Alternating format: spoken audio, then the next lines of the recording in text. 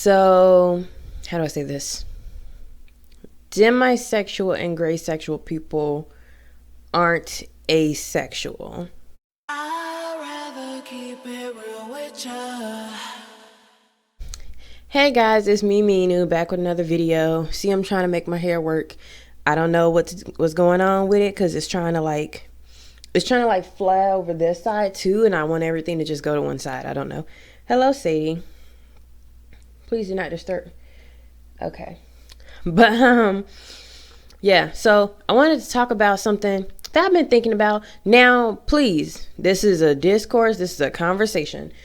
If you have personal experiences that you want to share, if you have some intimate knowledge of the, I don't know, academia side of asexual discourse, I don't fucking know, whatever. But if you know a lot about like the different identities that fall under the asexual umbrella, please let me know. I want this to be a conversation. I'm just kind of getting my thoughts out there, and they might change as time goes on, but I'm working through it, and I need you guys' help to work through it too.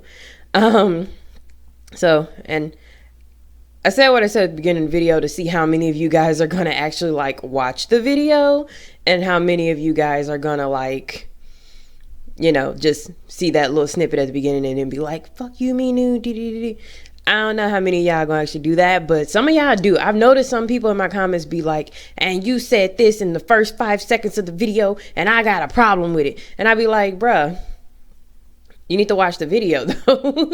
5 seconds ain't enough to get out what I'm saying, because this is all like gradually changing and evolving. So like I said, if you have intimate knowledge, if you have experience, if you've read some articles, some research studies, whatever, that gives you an insight into what I'm talking about, please let me know in the comments. Also, I got my painting up. Got that from Ross. It's beautiful, right? Like it's got the tree and the frogs and the lake, which is very peaceful. So happy to have that up. I also have these plants. They're Christmas cactus that I got. I bought them as buds and they're already blooming in the span of a couple days. I don't know why they doing this thing where they're like, I guess maybe because it's thinking it's gonna like spread as pollen or something. Cause I'm like, why does plant got his dick out? It's like super sticking out. Like it comes out at first, it blooms a little bit and then it's all like cute and stuff. And then it like pushes everything back and it's like this part is just like, I'm out here. And I'm like, ain't no bees is coming in here, ma'am. You put the thing away. But yeah, that's what I got. This very beautiful. I like it. I feel like it's giving me something to look forward to every day, especially because this is my office and where I work and everything. Anyway, on to the topic of the video. So something that I've been thinking about for a while is Graysexuals and Demisexuals being a part of the asexual umbrella. Now, in previous videos, I've said that the definition of asexuality is someone who experiences little to no sexual attraction. But if I'm being honest, because I'm keeping it real with you, if I'm being honest, I feel like asexuality as a term really should just refer to someone who experiences no attraction. Now, I'm not by any means kicking graysexuals and demisexuals out of the community. I don't have the power to do that. I'm just one person. And I don't want y'all to be kicked out. Not right now, at least. And I'm going to explain why. So when you think about, and it's not just gray and demisexual, honestly, I think that there's a lot of sexualities that fall under the graysexual umbrella.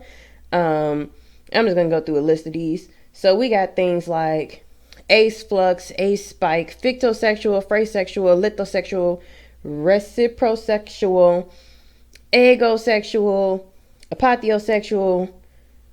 What the fuck is this? Meyersexual. I am vanosexual. It's a lot of these terms I ain't even heard of before. I ain't gonna lie to you. And I'm not gonna, this is not a video where I break down every single subset of the asexual spectrum. I'm not doing that.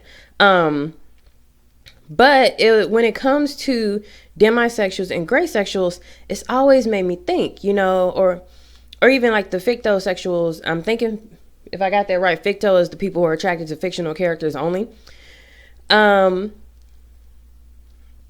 It's got me thinking, like, I see, and some people have said this in previous comments, but I also seen in groups, people who will say something like, I'm demisexual, but when I do experience attraction, it's only towards women, or I'm demisexual, but when I do experience attraction, it's heterosexual. So people would be like demi-heterosexual, demi-lesbian, da-da-da-da-da.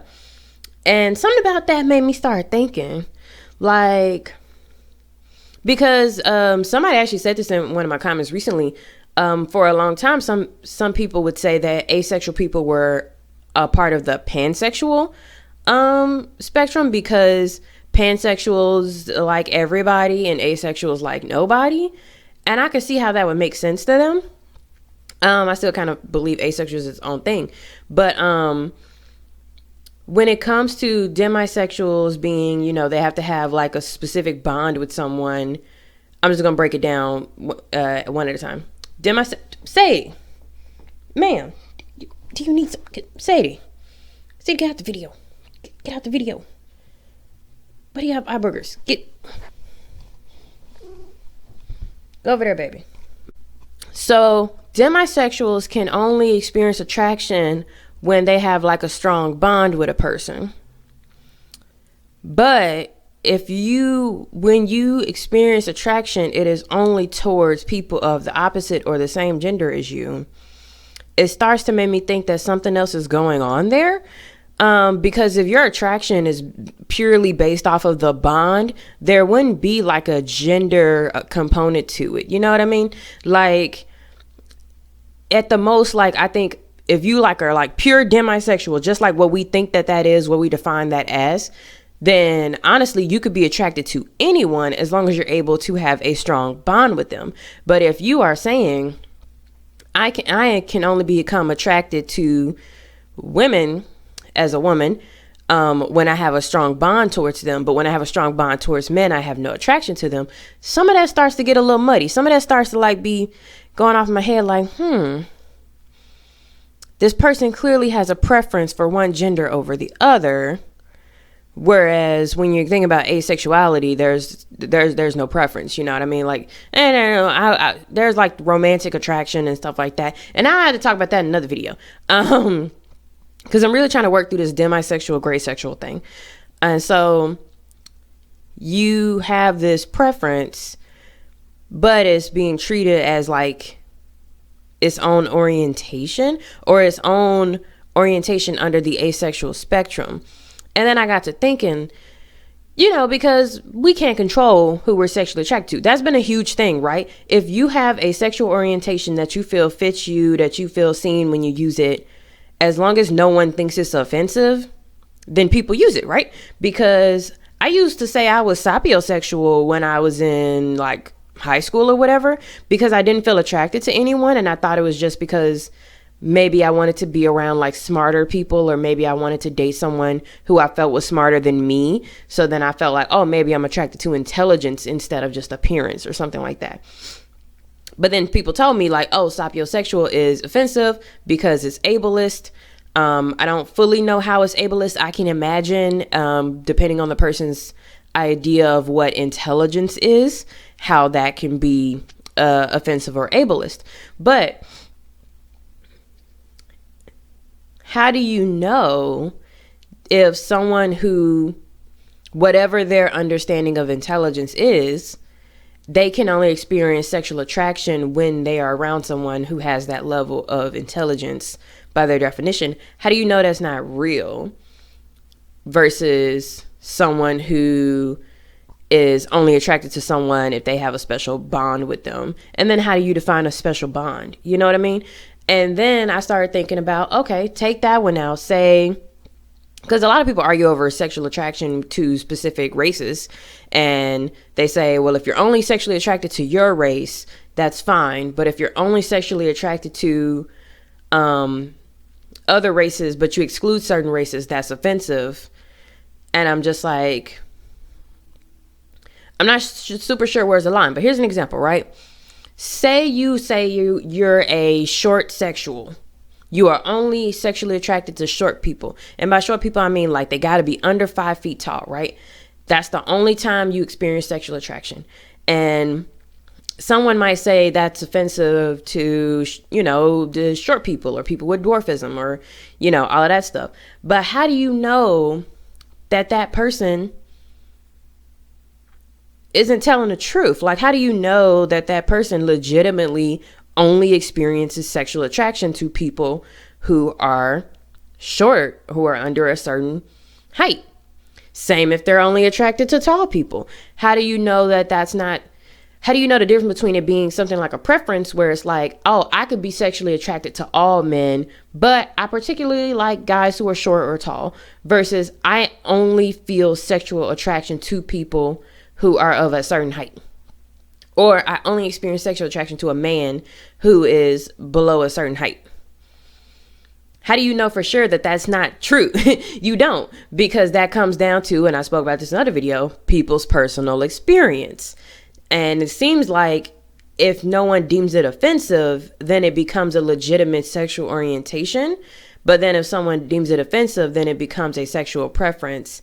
And I don't think whether or not people are offended by it should necessarily be the measurement that we use for whether a sexual orientation is legitimate or not. You know what I mean?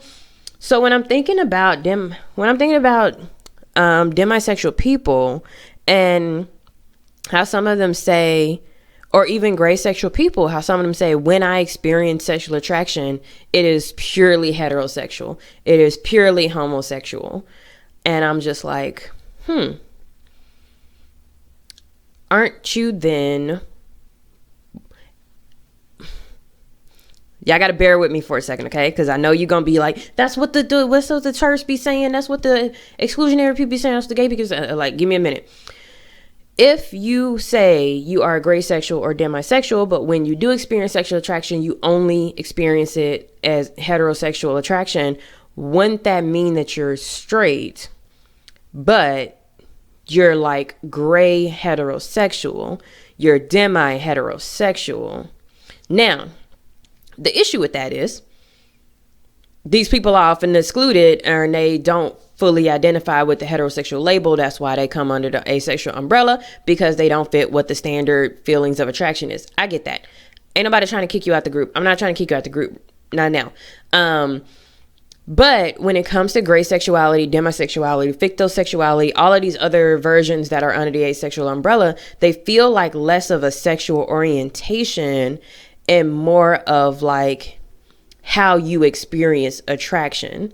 So like if you're saying you're asexual and like you're all the way asexual, there's no conditions where you may not be asexual. You're just not sexually attracted to anyone. You just don't experience sexual attraction, period. Cut and dry. If you are someone who you vacillate between experiencing attraction and not experiencing attraction, and it's not something you can control necessarily, but you vacillate between those parts. But when you do experience it, you experience it in this very specific way. Is it an orientation or is it more of, I don't know the proper terminology, help me out in the comments, y'all, but like a mode of sexual orientation? So, like if I was attracted to men, but only if I had a special bond with them, I would be like demi-heterosexual. And I feel like that's okay. I feel like it's okay to exist as someone who is like mostly straight. You know what I mean? Like mostly heterosexual, but only if these certain conditions are met. Mostly homosexual, or homosexual only if these certain conditions are met. I don't think there's anything wrong with that. And I think we as a broader society really need to think about how we view sexual orientation, how we view sexual attraction, how we view even like libido, because there are differences in the asexual community on how a person's attitude towards sex is. So like that's already been something that we've separated. Like you can be asexual and enjoy sex. You could be asexual with a high libido, asexual with low libido, So I think it's not necessarily like asexual, I think is more of like a mode or how you experience your sexual orientation specifically. And I think that we should open up our interpretations of sexual orientations to allow people to be gray heterosexual, gray bisexual, demi-homosexual, demi-bisexual, ficto-heterosexual. You know, like you're attracted to fictional characters, but only if they're men. You're attracted to fictional characters, but only if they're women. You're attracted to fictional characters, but only if they're, what you call them, animal people. And like, I know what furries are, but like in the cartoons, like where they're like half animal, half people, like you're only attracted to those. You know what I mean? It's not necessarily asexuality, because technically, if we were being super broad, technically everyone is asexual except maybe bisexual people or pansexual people. Because if you're heterosexual, you're not attracted to people of the same gender. So does that now mean that you're under the asexual umbrella? Not necessarily. But when you're thinking about these gray sexualities and these demisexualities and all these other different sexualities under the spectrum, it's really just saying, I'm not attracted to people unless XYZ is happening. I'm not attracted to people unless, you know, they look good. Like literally, like I think I mentioned this in my racism in Ace, in the Ace community video, where that one person was like, I will only date you if I find you attractive. That's very specific and very subjective. You know what I mean? Like, okay, so you're asexual, but you will only be in a relationship. And we're not even touching romantic orientation right now, because that's a whole nother beast. You're asexual, but you will only be in a relationship with someone who you in particular find to be attractive. Now you could say your definition of attractive would be no dark-skinned people. Your definition of attractive would be you gotta be Korean and look like a BTS member. Whatever that is, people could easily say it's offensive. That person just never like said it out loud exactly what is attractive to them specifically. But they're literally like, you know, I have to find you aesthetically attractive in order to find you, I guess, romantically attractive and want to be in a relationship with you. Not even counting what their opinions or attitudes towards sex is in the first place. So it's like, where's the line? I don't think we have one. I think right now it's kind of the wild, wild west. And it's like any sexuality that is not recognized as a mainstream form of... No, Sadie. That is not recognized as like some kind of mainstream form of sexuality, like how we've come to accept...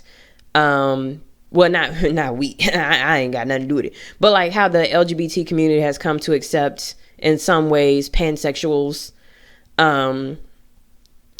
It's like, if it doesn't fit into those groups, then we're just throwing it into asexuality, which it doesn't have to be. Like I said, you can open up your understanding of heterosexuality to include people who are heteroflexible, people who aren't like all the way heterosexual. Maybe they could, like, you know, they could appreciate how someone of the same gender looks. You know what I mean? You don't have to be like heterosexual just means this. And then if you're not this one thing, then you have to go into some other category. You can be like, hey, I'm heterosexual, but I'm gray heterosexual. So I know that I experience sexual attraction to people of the opposite gender. However, it comes and goes when it wants to, and I have no control of it. I'm demi-heterosexual. We're going to have to be in a relationship for probably 2, 3, 4 years, whatever my body or my mind's interpretation of time is, and develop this deep connection for me to be sexually attracted to you. You can just be demi-heterosexual. You don't have to say I'm ace. Now, I understand why demisexual, graysexual, fictosexual, sapiosexual, all of these different sexualities feel like they can connect to asexuality, because there's this period of time where you aren't sexually attracted to anyone. And so then you're like, well, based off of the fact that during this period of time I'm not sexually attracted to anyone, then I must be somewhere under the asexual umbrella. You don't have to be. And it's not a bad thing You know what I mean? This is by no means one of them to get out the community. You're faking, you're lying, you're this, you're that, you're really straight, but trust me, I got no animosity towards people in the community who identify as anything other than, fully asexual. Like, I have no animosity towards y'all, nothing but love.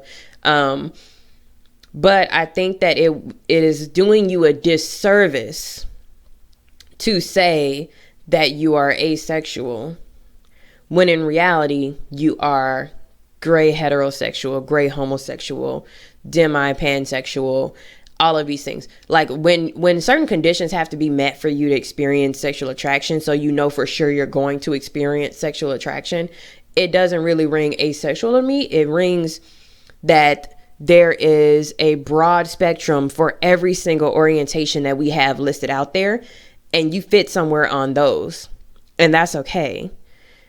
And like I said, not kicking anyone out of the community, not saying demisexuals don't belong, not saying graysexuals don't belong, not saying fictosexuals don't belong.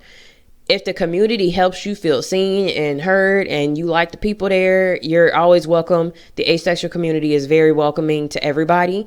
But I think it will help us to kind of, maybe this is the right word, queer our understanding of the sexualities that are already in place.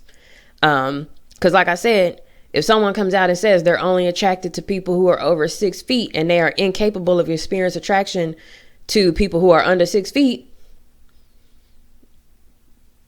by the rules that we have now, that person could be like a talosexual and they would be under the asexual umbrella because of the fact that they don't experience attraction to people under 6 feet.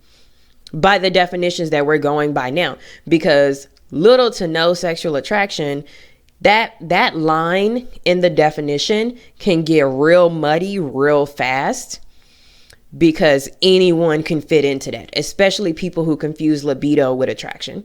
I'm saying all to say, like, I'm just having thoughts, and I want us to like talk about it in the comments. I want people to talk about their feelings in the comments, their personal experiences. I understand how if you're someone who is graysexual and you have no idea when you're going to experience sexual attraction, then you could feel like, at this point in my life, I am asexual because I haven't felt sexual attraction in like a year or something like that. Whatever your qualifications are, it doesn't matter.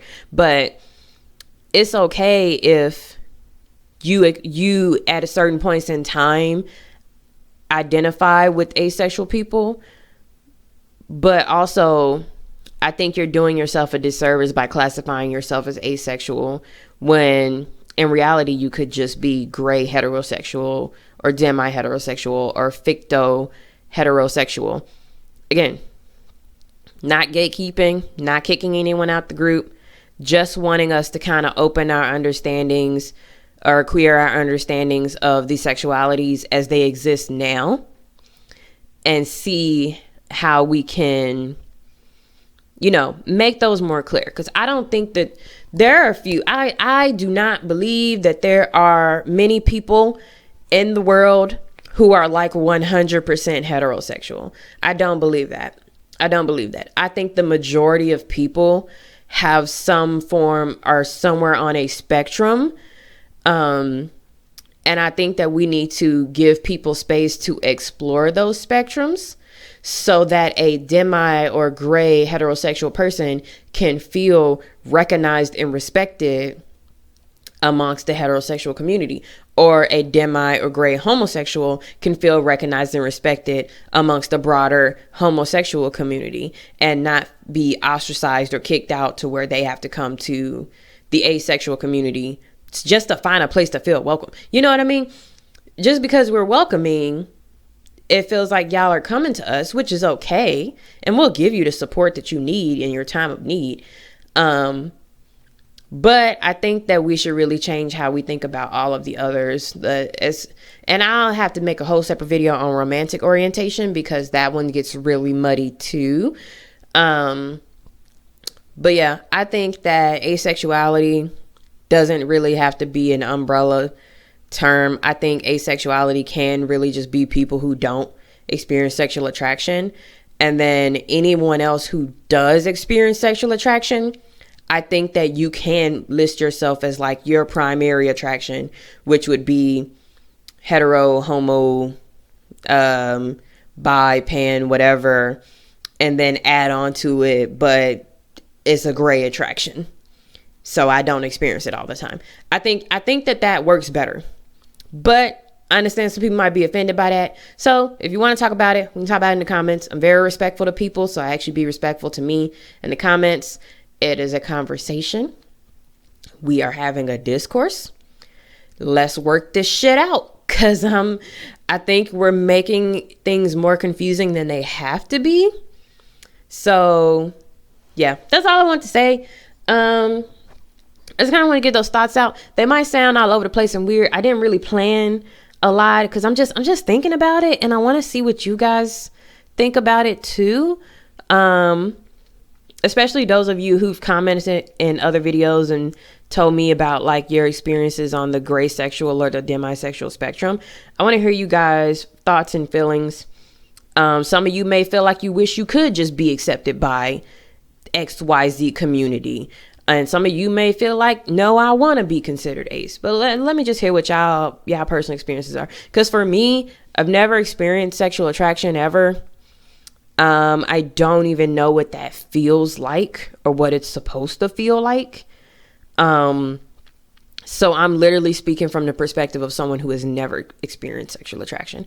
So those of you who do experience it, please let me know down in the comments. Like I always say, take care of yourself, drink your water, take your naps, get outside. It's really beautiful outside with the fall and the leaves falling and everything like that. So take care of yourself because you deserve it. And I'll see you guys in next week's video. Bye.